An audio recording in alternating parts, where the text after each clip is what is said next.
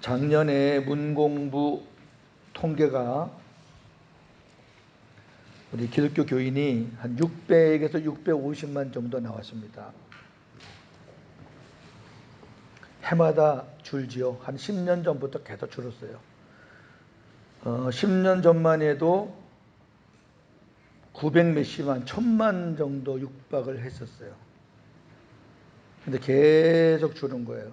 900만, 850, 800, 650까지 줄었어요. 우리 기독교가 1000만을 얘기할 때 천주교는 약 300만 정도였어요, 숫자가. 근데 지금 천주교는 얼마냐? 500에서 600만이. 그러니까 우리 기독교랑 비슷한데 우리 기독교 통계 안에는 이단이 포함되어 있습니다. 이단이. 그러면 우리 지금 기독교인 숫자가 천주교인보다 적다는 결론이에요. 저는 충분히 공감합니다.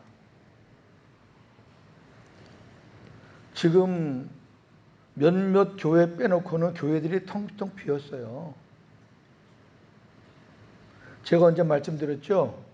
한 500명 정도 들어가는 교회 사이즈 교회들이 서울 경기 지방만 경매로 나온 교회가 1000교회가 넘어요. 제 아는 후배가 그 교회 경매하는 일을 하거든요.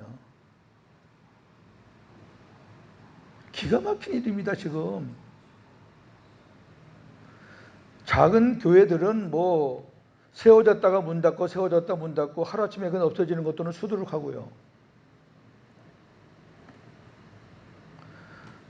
지금 우리가 정말 경각심을 가져야 돼요. 이제는 숫자가 얼마 모이느냐의 그런 싸움은 이제 끝내야 되고요. 그게 뭐가 중요해요, 숫자가. 아니, 하나님 앞에 가는 게 중요하지 숫자가 뭐 그래 중요해요. 자, 오늘 이제 그런 말씀을 좀 볼 텐데, 청함 받은 자와 택함 입은 자인데, 어떻게 제가 치다 보니까 택함 받은 자라 그랬는데 택함 입은 자가 맞습니다. 고치셔야 돼요. 성경에 택함 입은 자라고 되어 있으니까. 그러니까 내가 선택하는 게 아니라 나는 택함을 입었다 그 말이에요. 주권은 그분께 있는 거지 나에게 있는 게 아니니까. 여러분 잔치에 초대받은 경험이 있으시죠? 뭐 돌잔치든 회갑잔치든 그때 마음이 어땠나요? 초대받은 잔치 중에서 즐거운 잔치가 있는가 하면 즐겁지 않은 잔치도 있죠. 어떤 잔치가 즐겁고 어떤 잔치가 즐겁지 않던가요? 오늘 본문은 임금님이 베푸신 특별한 잔치의 내용입니다. 비유예요. 비유인데 이제 결론은 제일 마지막 절에 있고요. 근데 잔치는 잔치인데 잔치집 분위기가 그리 썩 좋은 것 같지는 않습니다. 지금 보니까. 오늘 본문 같이 읽겠습니다. 예수께서 다시 비유로 대답하여 이르시되 천국은 마치 자기 아들을 위하여 혼인잔치를 베푼 어떤 임금과 같으니 그 종들을 보내어 그 청한 사람들을 혼인잔치에 오라 하였더니 오기를 싫어하거늘 다시 다른 종들을 보내며 이르되 청한 사람들에게 이르기를 내가 오찬을 준비하되 나의 소와 살찐 짐승을 잡고 모든 것을 갖추었으니 혼인잔치에 오소서 하라 하였더니 그들이 돌아보지도 않고 한 사람은 자기 밭으로 한 사람은 자기 사업하러 가고 그 남은 자들은 종들을 잡아 모욕하고 죽이니 임금이 노하여 군대를 보내어 그 살인한 자들을 진멸하고 그 동네를 불사르고 이에 종들에게 이르되 혼인잔치는 준비되었으나 청한 사람들은 합당하지 아니하니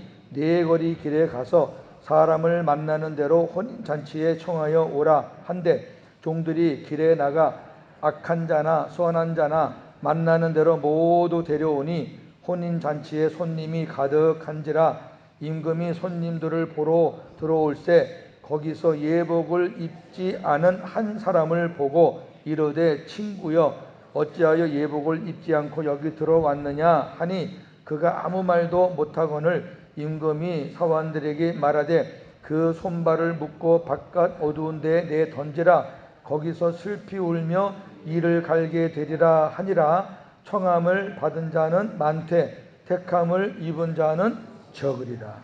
아멘. 이 마태복음 22장 1절에서 14절 말씀인데요. 이 마태복음 22장부터 23, 24, 25 계속 비유입니다. 천국 비유. 이 내용도 역시 천국 비유예요. 예수께서 다시 비유로 대답하여 이르시되 천국은 그랬잖아요. 천국에 관한 비유예요. 천국에 관한 비유가 나오면 반드시 구원이 나와요. 구원. 그럼 구원이 나오면은 구원 못 받는 사람도 나온다는 거잖아요. 그렇죠? 다 그래요. 열처녀 비유, 달란트 비유. 구원받은 자가 있고 구원 못 받은 자가 있고. 그거를 여러 모양으로 비유를 예수님이 말씀하시는 거죠. 왜? 바로 말씀하면 듣기 어렵고 바로 말씀하면 또 그 대제사장과 서기관 바리새인들이 늘 예수님 그 강론할 때 쫓아다니기 때문에 또 거기서 자기들 지적하면 또 무슨 일이 벌어질지 모르니까 예수님은 이렇게 비유로 싹 덮어서 말해요. 자, 우선 본문 내용을 우리가 좀 이해하는 시간을 갖겠습니다. 본문 내용은 그대로 이해하셔야 돼요. 제가 이제 적용을 해서 강해는 뒤에 해 드릴 거니까 일단 본문이 충분하게 이해가 되셔야지 그 다음에 우리가 강해와 적용이 가능합니다. 1절에 보니까 비유라 그래서 비유. 예수님께서 비유로 말씀하시는 이유는 직접 말씀했을 때 나타나는 불상사를 막기 위해 그래요. 왜 그러냐면은 이런 비유에서 구원받지 못한 자들은 꼭 바리새인과 서기관들과 대제사장들 그 무리들이거든요. 율법주의자들 무리거든요. 그러니까 비유를 할 수밖에 없어요. 2절에 천국은 마치 자기 아들을 위하여 혼인잔치를 베푼 어떤 임금과 같으니 천국은 천국 비유예요. 등장인물을 보면은 임금이신 아버지, 임금의 아들, 아들을 위한 혼인잔치입니다. 아들의 혼인잔치. 그 다음에 종들, 미리 초청한 자들, 미리 초청장을 보내서 이제 와달라고 했는데 초청장만 받고 안 오는 거죠. 그러니까 미리 초청한 자가 있었어요. 그러니까 초청장을 보내놓고 잔치를 마련했는데 텅 빈 거죠. 그 다음에 안 되니까 네거리에서 데려온 자들, 이 사람들로 다른 사람으로 싹 바꿔서 이제 찬 거예요. 근데 데려온 자들 중에 예복을 입지 않은 자들, 이런 것들이 이제 등장 인물이 되겠고요. 상황 배경은 아들을 위한 혼인잔치. 혼인잔치 자리와 슬피 울며 이를 가는 어두운 곳. 그러니까 어느 무리는 혼인잔치에 참여하고 어느 무리는 슬피 울며 이를 가는 어두운 곳으로 가는 거예요. 구원과 버림이에요. 천국과 지옥이에요. 임금이 종들을 살인한 자들을 진멸하고 동네를 불사르는 사건이 나오고요. 주 내용은 임금이신 아버지가 종들을 보내어 자기 아들 혼인잔치에 사람들을 초청하는 것. 청함을 받은 자는 많은데 택함을 입은 자는 적다는 것. 3절에 임금이 초청장을 미리 보낸 자들에게 종들을 보내자 그들이 오기를 싫어합니다.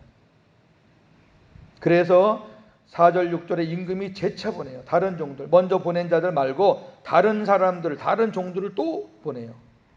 근데 그 종들이 뭐라고 말하냐면 가서 임금님이 자기 소와 살찐 짐승을 잡고 모든 것을 갖추어서 오찬을 준비했으니까 이 오찬은 보통 때보다 좀 더 잘 차려서 손님을 대접하는 점심 식사를 말해요. 오찬을 준비했으니 임금님 아들 혼인잔치에 꼭 참석해 주세요. 이렇게 아주 구체적으로 내용을 얘기했어요. 그 말을 들은 사람들은 들은 척도 안 해요. 한 사람은 자기 밭으로 가고, 나 바빠, 오늘 씨 뿌려야 돼. 한 사람은 자기 사업하러 가, 나 오늘 돈 받을 일 있어. 나머지 사람들은 그것도 모자라서 임금이 보낸 종들을 잡아서 모욕하고 죽여버렸어요. 7절에 이 소식을 들은 임금이 분노하죠. 2번이나 보냈는데 나중에는 죽여버린 거예요, 종들을. 그래서 그 임금이 군대를 보내요. 군대를 보내가지고 살인한 자들을 진멸시키고 동네를 불살라버렸습니다. 충분히 임금의 마음이 이해되잖아요. 당신의 아들 혼인잔치인데 이거 백성들이 이거 말을 안 들어요. 8절 9절 임금이 다시 종들을 불러 혼인잔치는 준비되었고 청했던 사람들은 이제는 자격이 없으니 안 오니까 사거리 길로 나가서 누구든지 만나는 사람들을 내 아들 혼인잔치에 초청하라. 이제는 뭐 초청 대상이 필요 없다만 누구든지 와라. 악한 자도 선한 자도 그냥 만나는 사람마다 다 데려와라. 남녀노소 빈부 기촌 상관없다. 데려와라.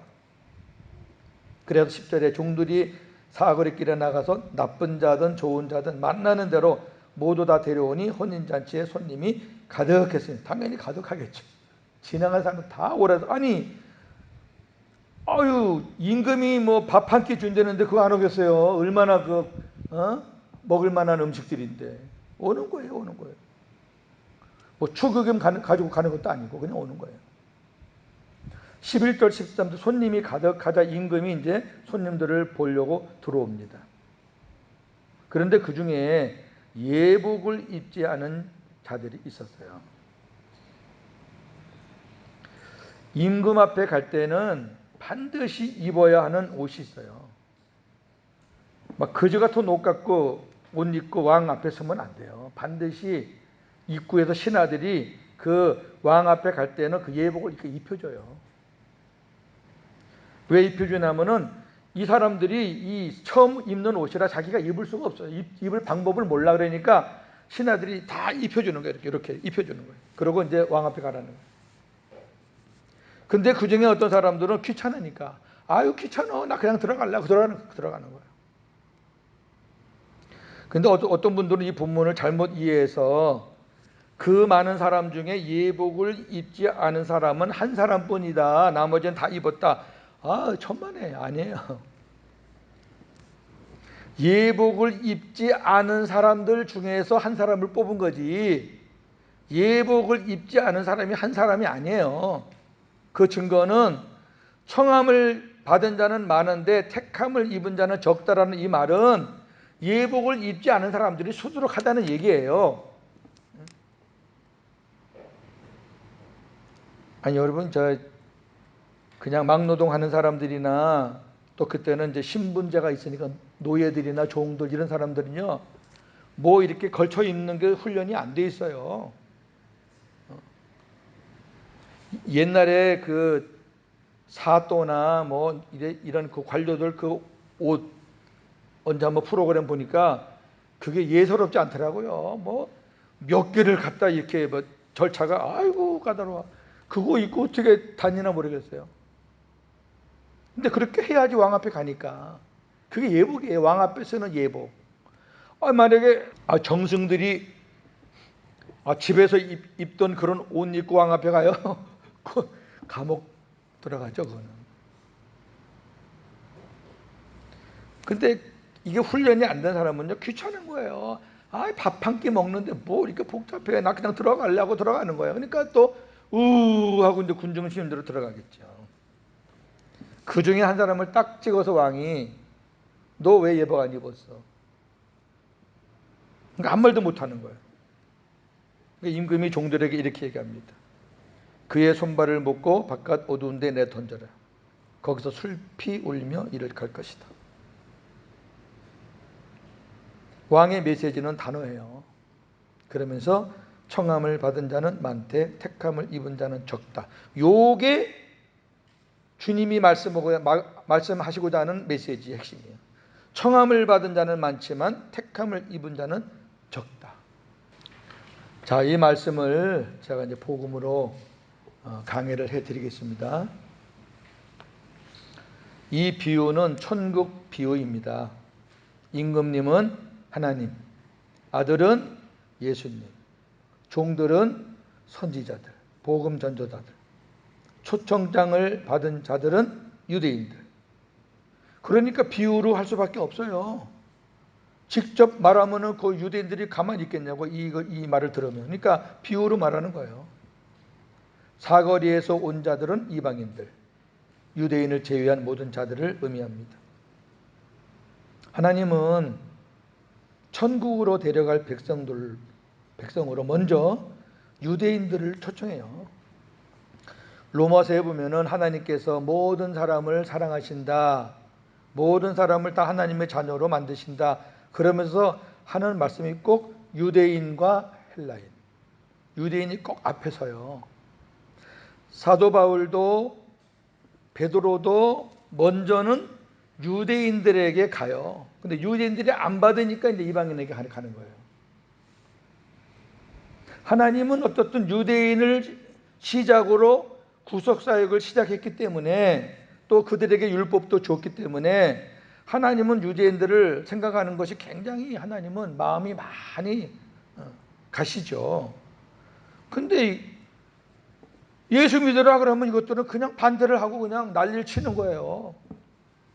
구약의 선지자들이 왜 그렇게 고통을 당하고 감옥에 들어가고 목배임을 당하고 그러냐면은 그들이 다시 오실 메시아를 전한 거예요. 그러니까 허무맹랑하다는 거죠. 지금 먹고 살기도 힘들고 지금 이 나라가 지금 흥망성쇠, 흥망의 기로에 있고 바벨론이 쳐들어오고 애굽이 쳐들어오고 그런 상황인데 너는 뭐 이상한 얘기나 하냐, 뭐 앞으로 누가 와서 어쩌고, 그러니까 그냥 다 잡아 죽이고 감옥에 가두는 거예요. 그러니까 구약의 선지자들은 다른 게 아니라 하나님께서 장차 보낼 그 예수 메시아, 하나님의 아들, 그 아들에 관한 메시지를 선지자에게는 주거든요. 하나님이 그러잖아요. 내가 선지자에게 말하지 않고 일하지 않는다 그랬잖아요. 그러니까 선지자에게는 다 주는 거예요. 그럼 그 선지자는 맞아 죽을 각오하고 그냥 전하는 거예요. 지금 그걸 예수님이 비유로 말한 거예요. 근데 이거는 현재도 그래요. 현재도 예수님을 전하면은 그들은 잘 안 받아요.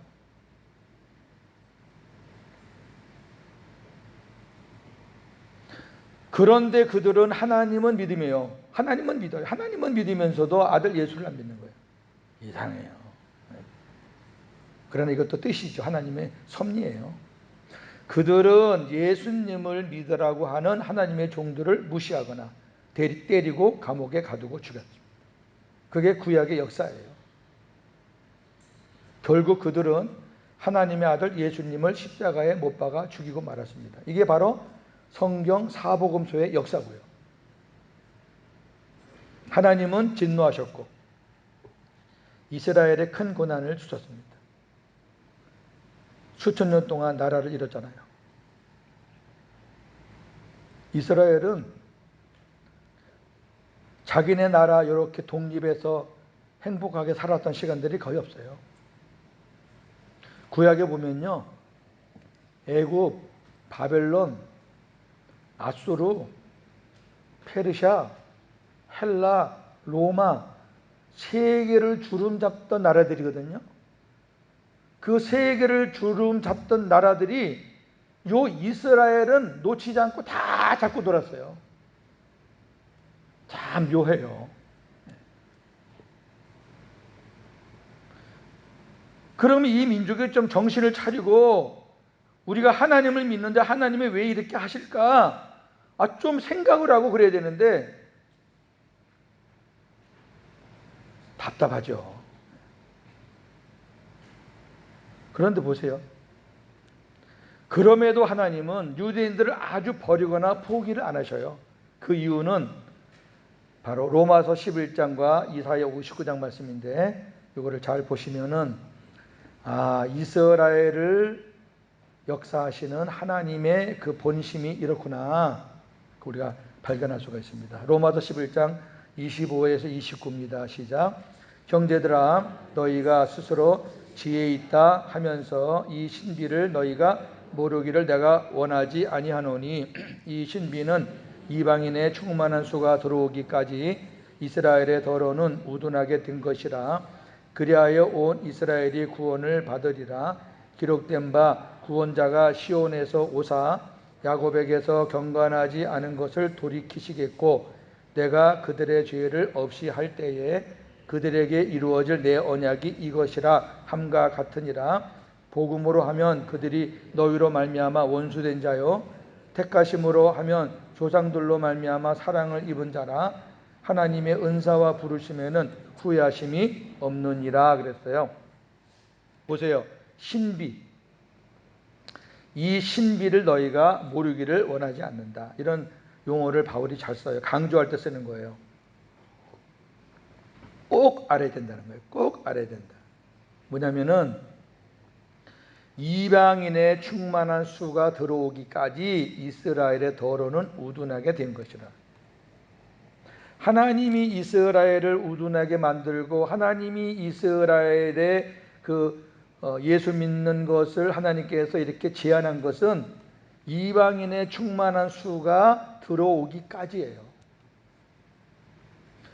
이걸 보면은 우리가 이스라엘 사람들이 아니 지네 나라에서 태어난 예수를 왜 자기네 손으로 죽이고 아니 지금도 안 믿고 성지 순례를 이용해서 돈이나 벌어먹을 줄 알지 예수는 왜 안 믿어? 이렇게 할지 몰라도 성경을 보면은요 그렇게 지금 역사가 흘러가는 거는 저와 여러분 같은 이방인들 때문이라는 거예요.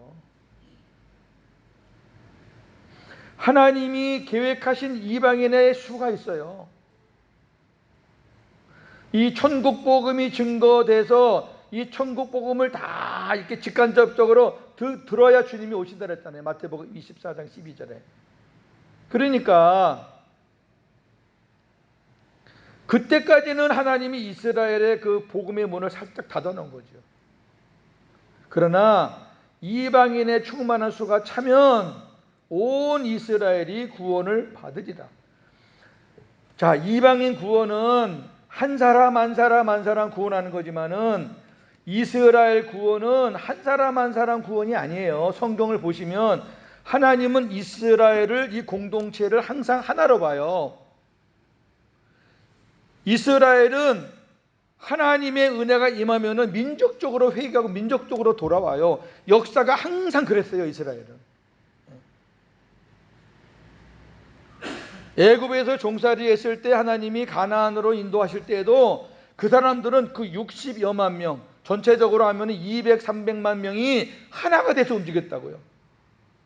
그때 하나님은 너희들이 60만 명이다 200만 명이다 안 했어요. 너희들은 하나다. 너희들은 광야 교회다. 이스라엘은 내 아들이다.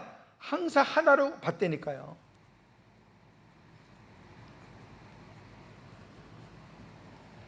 하나님의 때가 마지막 때는 급해요. 그러면 왜 이스라엘의 구원을 받느냐? 기록된 게 있어. 하나님이 예언을 했어요. 뭐냐면 구원자가 시온에서 오사 야곱에게서 경건하지 않은 것을 돌이키시겠고 내가 그들의 죄를 없이 할 때에 그들에게 이루어질 내 언약이 이것이다. 야곱은 이스라엘의 아버지잖아요. 죄송합니다. 야곱은 이스라엘인데 이스라엘 12지파의 아버지잖아요. 그러니까 이 야곱이라고 말하는 것은 구약의 이스라엘 백성들이 율법으로 옛 언약으로 살았던 걸 얘기하는 거예요.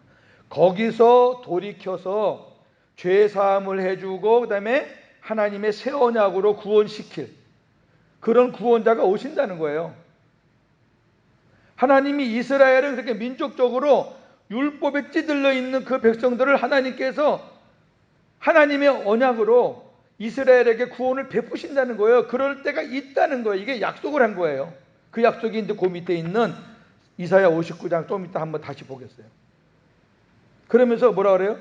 복음으로 하면 그들이 너희와 원수다. 그들이 지금 복음이 안 돼 있어. 율법의 율법. 여러분 율법은 원수라니까. 율법으로는 예수님을 알 수가 없어요. 율법은 몽학 선생으로서 예수님께로 인도하는 선생인데, 율법을 우리가 대할 때는 나는 안 되는구나, 율법으로는 할 수 있는 게 없구나 하면서 예수님을 만나면 되는데, 예수님까지 안 가고 율법 안에서 헤매면은 이거는 도저히 구원받을 수가 없어요. 지금 이스라엘 백성이 그렇다고 해요. 복음으로 말하면 그들은 너희들과 원수야. 그러나 택하심으로 하면은 조상들로 말미암아 사랑을 입은, 그러나 하나님의 택하심, 하나님의 그 구원의 역사를 우리가 볼 때는 그들은 하나님으로부터 사랑을 입은 자야. 하나님이 그들을 사랑해서 이 구원의 역사를 시작했잖아. 현재는 그들이 복음이 안 돼서 원수지만은, 그러나 그 민족은 하나님이 버릴 수 있는 민족이 아니야. 왜? 그들을 사랑해서 하나님께서 시작하신 거거든. 너희들까지 오게 된 것도 다 거기서 시작했기 때문에 여기까지 온 거 아니냐. 그러면서 하는 말이, 하나님의 은사와 부르심에는 후회하심이 없다. 이거는 어떤 개인적인 걸 얘기하는 게 아니에요. 이걸 딱 띄어서 말하면 안 돼요. 하나님이 이스라엘을 선택하고 부르신 것 후회함이 없다. 언젠가는 반드시 역사의 마지막에 이스라엘이 다 구원을 받게 된다. 그 약속이죠. 자, 그것을 이사야서가 이렇게 예언했어요. 이사야가 이렇게 예언한 거를 지금 바울이 인용을 한 겁니다. 자, 이사야 59장 20절 21절 읽겠습니다. 시작. 여호와의 말씀이니라. 구속자가 시온에 임하며 야곱의 자손 가운데에서 죄가를 떠나는 자에게 임하리라. 여호와께서 이르시되 내가 그들과 세운 나의 언약이 이러하니 곧 네 위에 있는 나의 영과 네 입에 둔 나의 말이 이제부터 영원하도록 네 입에서와 네 후손의 입에서와 네 후손의 후손의 입에서 떠나지 아니하리라 하시니라. 여호와의 말씀이니라. 아멘. 새 언약이잖아요. 새 언약. 이게 새 언약이에요. 내 영과 내 말이 너희와 영원히 함께한다. 네 후손의 후손의 후손의 입에서 떠나지 않는다. 이럴 때가 온다는 거예요. 구속자가 야곱의 자손들에게 임해서 그들의 죄를 사해 주시고 이렇게 살게 할 때가 있다. 이거는 이스라엘 백성들에게 약속한 거예요. 이 약속을 바울은 믿었기 때문에 그 약속을 지금 로마서에 인용을 하면서 이스라엘 백성들이 지금은 저렇게 살아도 언젠가는 이 하나님의 약속이 성취될 때가 있다. 지금 그렇게 안 하는 것은 하나님이 이방인인데 이방인을 한 사람이라도 더 구원하기 위해서 지금 하나님이 시간을 주시는 거다. 우리가 하나님 앞에 감사해야 되고 유대인들한테 우리가 미안한 마음을 가져야 되고 그래야 되는 거지. 어떻게 이스라엘의 현재 모습을 보고 우리가 입방아를 찌면 되겠냐는 말이에요. 여러분, 이게 하나님의 역사예요. 생각을 해보세요. 이스라엘의 역사, 우리가 신학교 가면 이스라엘에 대해서 배우거든요. 이스라엘의 역사는요, 세계에서 찾아볼 수 없는 처참한 역사예요. 아주 이거는 전무후무한 역사예요. 그런 가운데서 수백 년, 수천 년 동안 이렇게 시간이 지났는데 그 나라가 조그만 나라예요. 우리나라의 몇 분의 1밖에 안 되는 작은 나라라고요. 그 나라가 아직도 존재한다는 것은 하나님의 이 약속이 틀림없다는 거잖아요. 아니, 어떻게 그 풍파 많은 그 강대국 속에서 그 나라가 살아있어요. 지금 남아있어요. 남아있을 수가 없는 민족이에요. 하나님이 함께 하지 않으면은 해답이 없는 민족이라니까. 그 민족이 그렇게 살아서 존재하며 지금도 하나님을 배경으로 떵떵거릴 수 있는 것은 하나님의 이 약속이 지금 이루어져 가고 있고, 그러면 반드시 마지막 이 약속한 것도 하나님이 성취하실 때가 있다 그 말이에요.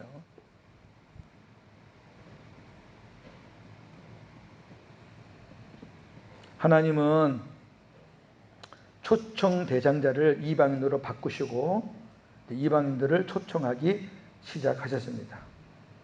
많은 이방인들이 복음 전도자들의 전도를 통해 초청받아 왔고 지금도 오고 있습니다.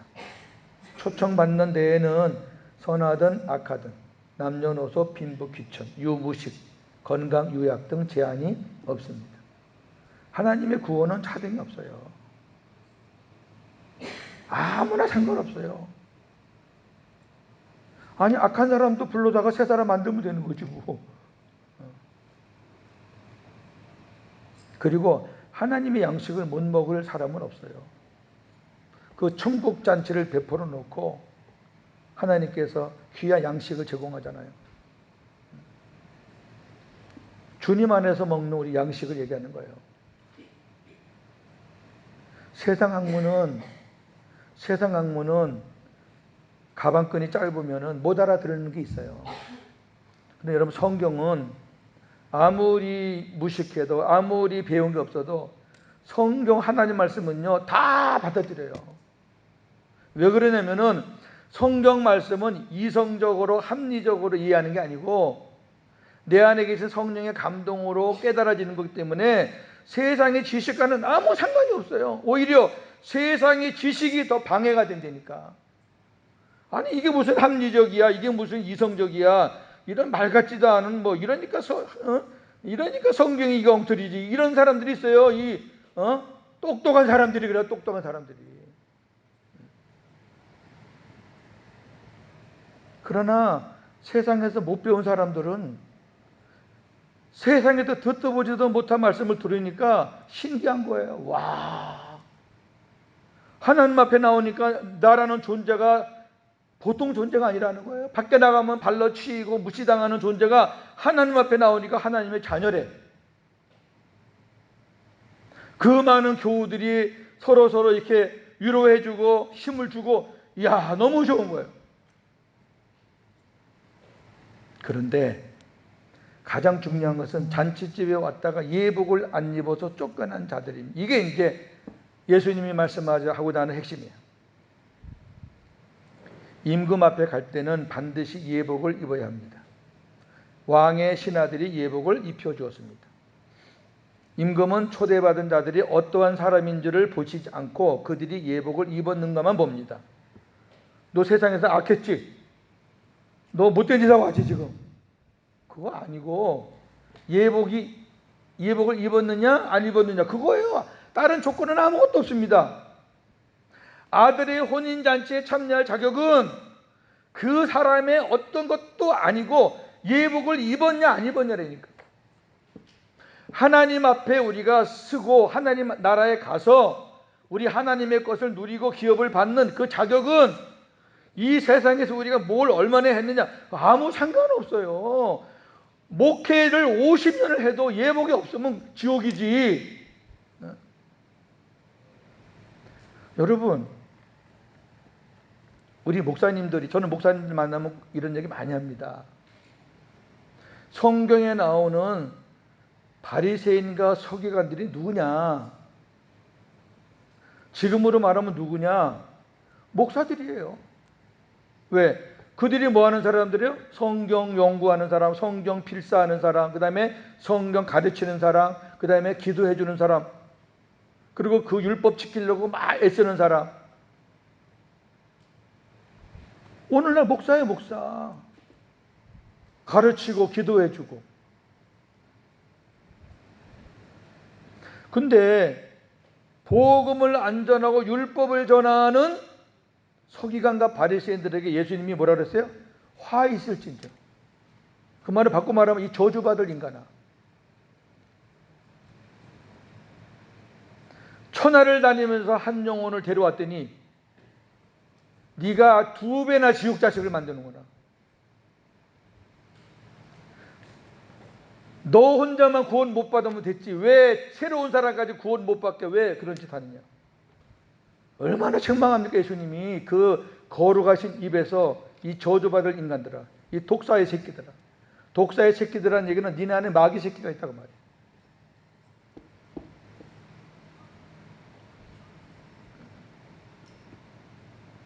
우리는 그런 마태복음 23장 쭉 나오거든요. 화 있을진저. 그거 보면서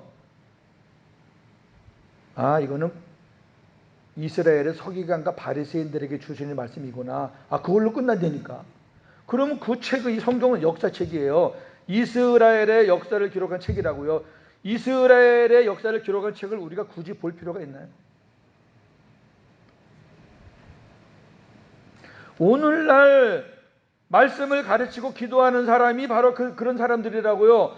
우리가 복음을 안 전하고 율법을 전해가지고 교인들을 상처를 주고 교인들을 찢어버리고 교인들을 구원 못 받게 하는 그런 사람들이 바로 마태복음 23장에 나오는 바리새인과 서기관들이고 그 사람들이 저주받을 인간들이고 그 사람들이 독사의 새끼들이라는 걸 저는 목회자들한테 얘기 아주 강하게 해요.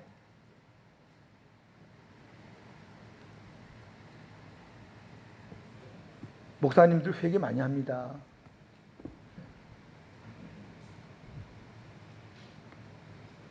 아니 목사 오시면 하면 뭐하고 나는 임지 옮길 때마다 예배당 지었다. 예배당 3개 지으면 뭐 하는데요? 하나님 앞에 가서 나 너 몰라. 너 예복이 없네. 꽝이죠, 꽝. 자, 보겠습니다. 예복을 안 입으면 슬피 울며 이를 가는 지옥에 갑니다. 그렇다면 예복은 무엇인가요? 자, 예복이 무엇인가 알아야 생각해. 자, 1번. 전도를 받은 사람들은 모두 다 예수님을 믿겠다고 초청받은 자들입니다. 나도 아들의 잔치에 참여해야지. 아들의 잔치에 참여해야지. 초청받은 자들이에요. 그런데 초청받았다고 모두 다 천국 가는 것은 아닙니다. 예복을 입어야 합니다. 오늘날 교회 안에 아까 제가 말했잖아요. 650만. 거기서 2단 빼고 한 500만 칩시다. 500만. 그것도 뭐 이중 등록자 빼면은 500만도 안 되고요. 그러면 그 사람들이 교회 나왔다고 다 천국 가냐 그 말이에요. 그들 다 예수 믿겠다고 나오는 거 아니에요. 전도받았어. 과연 그 중에 예복을 입은 사람이 얼마나 되겠냐 그 말이에요. 근데 이 예복은 내가 입는 게 아니라니까 주님이 입혀주는 거예요. 그럼 주님이 입혀준다는 게 무슨 말씀인가? 이 예복은 무엇이며 어떤 자들이 입을 수 있나? 자, 갈라디아서 3장 27절이 해답입니다. 시작. 누구든지 그리스도와 합하기 위하여 세례를 받은 자는 그리스도로 옷 입었느니라. 아멘. 세례가 뭐예요? 이렇게 목사가 물 찍어서 이렇게 얹은 그게 세례입니까? 물론 그게 세례인데 그 세례 왜 그 물을 손바닥에 안 하고 이 가슴에 안 하고 이 머리에 할까요? 너는 이제 수장됐다. 수장. 너는 이제 죽었어. 물이 네 머리 끝까지 찼으니 너는 이제 네 힘으로는 못 사는 존재가 된 거야 해서 머리에 뿌리는 거거든요. 그 침례교나 순복음은 그래서 세례복을 갈아입고 물속에 풍덩 들어갔다 나와요. 그 죽었다라는 의미예요. 뭐 이렇게나 저렇게나 상관없어요. 그게 뭐. 그 죽었다는 얘기 뭐예요? 이제는 마귀하고의 관계는 끊었고 나는 이제 예수님과 하나가 됐다 그 말이에요. 근데 예수님과 하나 되는 방법은 예수님을 내 안에 모셔야 돼요. 제가 여러 번 말씀드렸잖아요. 예수님이 십자가를 믿습니다. 예수님이 부활하신 거 믿습니다. 예수님이 승천하셔서 하나님 보좌 우편에 계십니다. 그리고 때가 되면은 우리를 구원하러 오십니다. 나는 그걸 믿기 때문에 구원받습니다. 그거 아니라니까요. 그 내용이 틀린 거 아니에요. 그 내용은 다 맞아요. 그런데 가장 중요한 게 빠졌다고요. 여러분, 임마누엘이라는 거는 하나님이 나와 함께 하신다라는 거예요. 그러면 보십시다. 우리가 예수님이 살아계실 때에 살았던 사람도 아니니 예수님의 제자들은 예수님과 함께 살았으니까 그들은 예수님이 그들의 임마누엘이 될 수 있었죠. 왜? 같이 먹고 살았으니까 잠깐이나마. 그러나 저와 여러분들은 2000년 전에 예수님이 오셔서 무슨 일을 하셨는지 우리가 기록으로 아는 거지 하나도 우리는 보지 못했잖아요. 태어나지도 않았는데 그냥 하나님 말씀을 보면서 그러셨구나. 하나님의 아들이 걸어간 길인데 이 성경이 틀렸을 리가 있나? 맞지? 그거 믿어야지. 그거 믿는 게 임마누엘입니까? 예수님이 십자가에 죽으시고 부활 승천하셨어요. 예수님이 제자들에게서 딱 떨어져서 눈에 안 보이니까 이들은 벌떡 죄 짓잖아요. 다시 옛날로 돌아가잖아요. 임마누엘 안 하면은 인간은 별 수 없다니까. 그래서 예수님이 다시 승천하셔서 오순절에 성령과 함께 오신 거예요. 여러분, 성령이 임마누엘이 아니에요. 임마누엘의 이름은 예수가 임마누엘이에요. 예수님이 태어나셨을 때 하나님이 두 가지 이름을 줬어요. 그 이름을 예수라 하라, 그 이름을 임마누엘이라 하라. 예수님이 임마누엘이에요. 성령이 임마누엘이 아니라, 아버지가 임마누엘이 아니라 임마누엘이라는 이름은 예수님에게 주신 거예요. 그러면 우리 안에 성령만 계시고 예수님은 저 하늘 꼭대기에 계시면 그게 무슨 임마누엘이냐고. 하늘에 계신 분하고 뭐 컴퓨터로 이렇게 만날래요? 그분이 오셔서, 그러니까 성령만 오신 게 아니라 그랬잖아요. 삼위 하나님은 같이 움직이시는 거예요. 시대가 성부 시대, 성령 시대, 성자 시대, 성령 시대. 그 성부, 성자, 성령이 그 주도하는 그런 어떤 핵심이, 이제 구약에는 하나님이 하셨고 성자, 성령은 그 안에 계셨고, 그다음에 예수님이 오셔서는 예수님 안에 성부, 성령이 계셨고, 그다음에 성령이 오실 때 성부, 성자가 같이 오셔서 같이 역사하는 거지. 내 안에 삼위 하나님이 계시는 거지, 내 안에 성령만 계시는 게 아니라니까. 내 안에 삼위 하나님이 계셔야 임마누엘이 되는 거예요.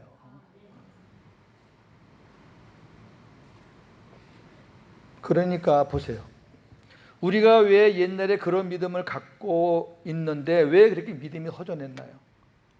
왜 그런 믿음을 갖고 살았는데 구원의 확신이 왜 흔들렸나요? 왜 그런 믿음을 갖고 살았는데 왜 삶의 기쁨이 없고 구원의 어떤 감격도 없고 어떤 신앙의 열매도 없고 기도의 응답도 없고 외롭고 뭐 우울하고 염려되고 두렵고 그런 형상들이 왜 일어나요? 과거를 믿고 미래를 믿었는데 현재 나하고 함께 하시는 그분이 없으니까 다 꽝이에요. 그건. 제가 지금 석 달, 넉 달 동안 외친 게 이거잖아요. 저는 여러분들이 마음문을 딱 닫지 않은 이상은 여러분 안에 하나님의 생명이 다 있다고 봐요. 제가 어쩌냐고 기도했어요. 하나님, 우리 교우들 하나님의 생명이 다 들어있는지 저에게 감동을 주세요. 그래서 하나님께서 엄청난 감동을 주시더라고요. 대부분이 다 이제 복음을 알아들으시고 깨닫고 성령의 가르침에 여러분들이 다 아멘 하시면서, 아, 예수님이 내 안에 계시구나. 그게 세례예요. 그게 나는 죽고 예수님과 하나 되는 거, 예수님과 합하게 되는, 이게 세례예요. 그럼 예수님이 내 안에 들어오시면은 나에게 당신의 옷을 입혀주는 거예요. 그분이 입혀주는 거예요. 아무나 입혀주는 게 아니고. 자, 보세요. 세례는 어떤 예식이 아닌 예수님과 연합하여 하나 되어 예수님을 머리로 한 몸 되는 것입니다. 손에는 장갑을 끼지요, 발에는 양말을 신지요. 아들은 아들 옷을 입고 엄마는 엄마 옷을 입고 군인은 군복을 입듯이 하나님께서 예수를 믿어 예수와 하나 된 그리스도인들에게 입혀주는 옷이 그리스도의 옷입니다. 할렐루야. 이거 하나님이 입혀주시는 거예요. 이 옷을 입어야 하나님의 나라에 가요. 우리 눈에는 안 보이지만 지금 예수님이 나한테 그리스도 옷을 입혀주신 거예요. 지금. 그러니까 나에게서 예수님의 향기가 나가고, 나를 보고 많은 사람들이 어우, 저 사람 예수 믿는 사람이네, 어우, 예수 잘 믿네, 어우, 옛날에는 이런 사람이었는데 오, 저렇게 바뀌었네. 우리가 옷을 보면 야, 이쁘다, 화려하다, 너에게 딱 맞다, 아유, 왜 옷이 그 모양이 하듯이 우리의 그 주님의 옷을 눈으로 보이지 않지만 우리의 언행 심사를 통해서 보여주는 거예요. 이렇게 그리스도의 옷을 입어야 천국에 가요. 주님 앞에 가면 주님이 보시는 거예요. 내 아들의 옷을 입었구나. 그 말은 내 아들이 네 마음 안에 있구나. 예전에 네 마음대로 살았는데 이제 내 아들과 함께 살면서 내 아들의 마음 가지고 살아서 고맙다, 잘했다, 착하고 충성된 종아. 이렇게 예수를 믿는 자가 하나님의 자녀이고, 믿는다는 것은 내 마음에 영접한다는 겁니다. 요한복음 1장 12절 시작. 영접하는 자 곧 그 이름을 믿는 자들에게는 하나님의 자녀가 되는 권세를 주셨으니. 예. 영접하는 거는 내 안에 모시는 거예요. 내 안에 모셔야 예수님을 믿는 거예요. 모시지 않고 뭘 믿어요? 응? 십자가에 계신 예수를 믿을래요? 지금 안 계신데. 하늘에 앉아있는 예수 믿을래요? 너무 먼데. 로마서 10장에 다 나와 있잖아요. 하늘에 있는 예수 자꾸 끌어내리지 마라. 네가 찾는 예수는 네 안에 있다.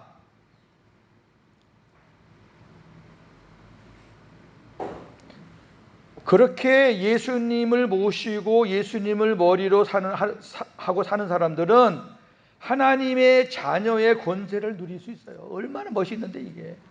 여러분, 우리 아버지가 든든한 사람이면요, 우리는 그 아버지 백으로요 누리는 게 많아요.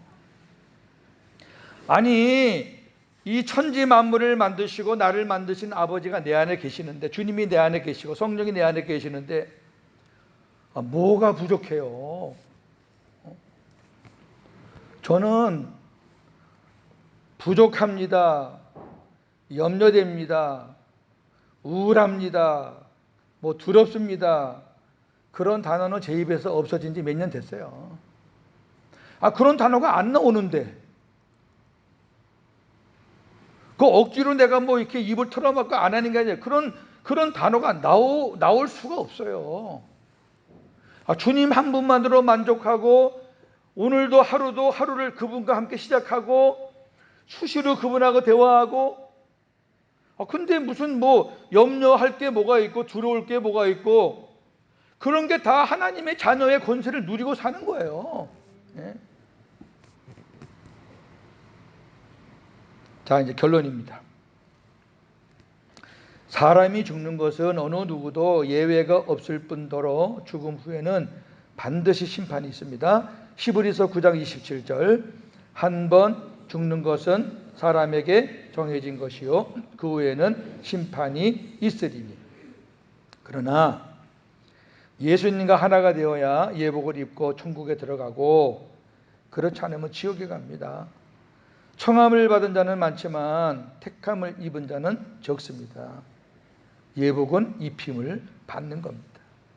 내가 주님과 하나 되어야 주님이 입혀주는 거예요. 내가 입는 거 아니라니까. 은혜죠, 은혜. 교회 안에 천국 가자고 초청받은 자들은 많은데 천국에 들어갈 자들은 많지 않습니다. 그럼요. 왜 그렇습니까? 예복을 안 입었어. 예수 그리스도와 하나가 되는 세례를 받지 못했어. 예수 그리스도를 마음에 영접하지 않았어. 정확히 말하면 새 언약의 복음을 몰랐어. 복음을 몰라요. 그저께 어떤 분하고 이제 제가 대화를 했어요. 어떤 큰 문제가 있다고 금식을 하시겠대요. 제가 하지 말라 그랬어요. 여러분, 로마서 이하의 복음서 제외하고 로마서 이하의 바울서신 이하에 금식하라는 말씀이 한마디도 없어요.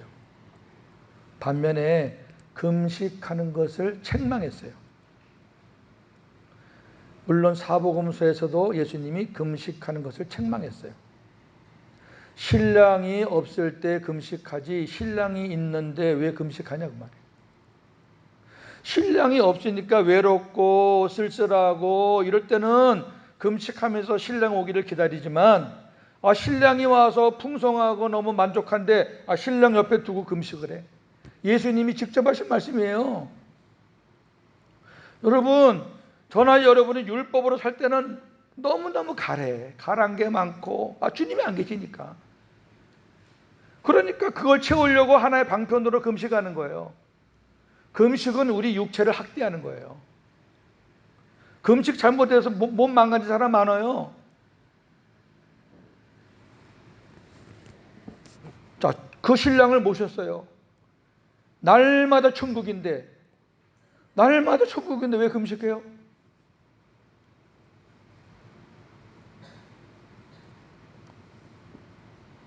우리가 얼마나 율법으로 살았는가가는 너무너무 많으니까 이제 앞으로 제가 아주 그냥 목록을 이제 쫙 여러분께 제시할 건데, 그분이 제 그 말을 듣고 목사님 금식 안 하겠습니다.